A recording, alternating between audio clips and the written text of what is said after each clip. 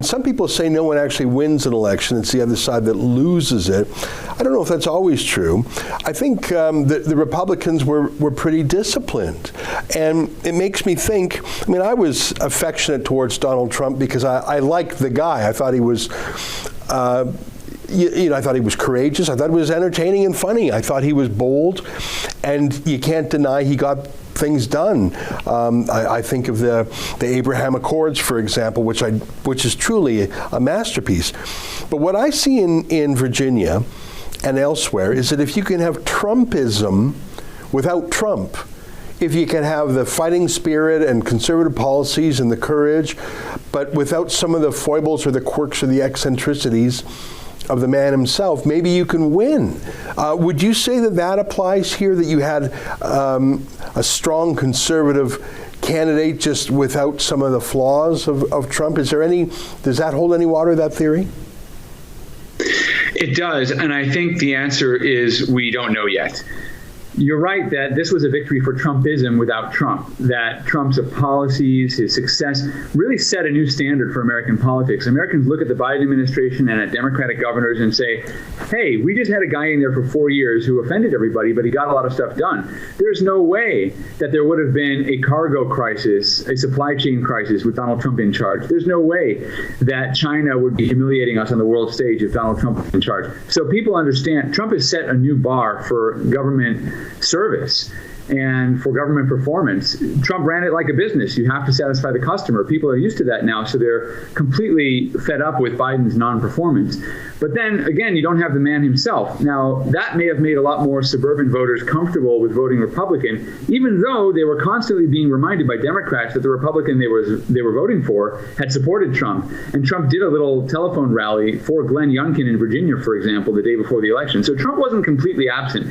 I'm not sure we know yet whether Trumpism can survive without Trump. And the other reason is that there isn't yet a clear frontrunner for the presidential nomination in 2024. Trump is still the leader of the party, and not just by default. He's the leader because nobody else gets to the heart of the problem like Trump does. When a Democratic policy goes wrong, when Joe Biden fails, Trump's the only person who can cut through a lot of the political rhetoric people are used to hearing and just tell it like it is.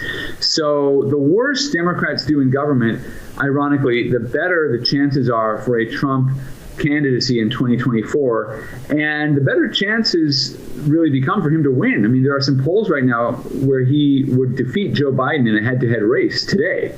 So I don't know that he's not a viable candidate. Yes, he comes with a lot of baggage, he offends a lot of people, but people may start to look past that, and they're already yearning for the kind of performance he provided in office, even if they're glad that some of the drama is gone. Last question. I mean, I've become more and more enamored with Ron DeSantis of Florida. First of all, his courage in opposing the lockdownism, and I mean, and the results speak for themselves. Florida last week reached the lowest infection rate in the continental United States, which is incredible, especially given that they have one of the older populations and they didn't have the lockdowns. I like him. I think he takes on issues that are actually beyond the scope of his state, weighing in on the supply chain crisis, saying, hey, come use our ports. He's making jokes about let's go Brandon. Like, he's clearly jabbing at Biden. He's pushing back on Biden's mandates. He's acting, in my view, like a guy who wants to be in the national stage. Tragically, his wife was diagnosed with cancer. I hope she pulls through, but that would certainly distract a man from a national campaign. And, you know, he still has plenty of work to do in Florida. But give me your thoughts on Ron DeSantis. I'm a fanboy. What can I say? I think he is Trumpism without Trump in my books. What do you think about Ron DeSantis as a candidate in 2024? Well, he is a viable candidate. I'm not sure he wants to run against Trump. He's aware that Trump helped him get where he is. Remember that DeSantis was a distant third, I think, in the Republican primary for governor in Florida before Trump endorsed him. And I don't think DeSantis is the kind of person to go up against Trump, to go up against the guy who basically made him governor.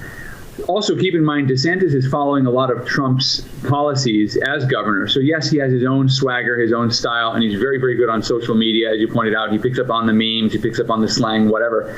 But I think he also is very conscious of the fact that running against Trump would divide the base, essentially. So I don't think it would work for him. There aren't enough voters for him to divide that base and still get elected.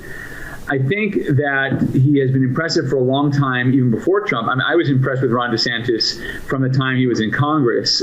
He was a great foreign policy person on the House Foreign Affairs Committee, stood up for Israel all the time, very, very clear-minded about that. I saw him at the opening of the U.S. Embassy in Jerusalem back in 2018. He was running for governor, but it wasn't like some kind of new commitment for him. He was one of the 10 members of Congress who showed up, 10 Republican House members.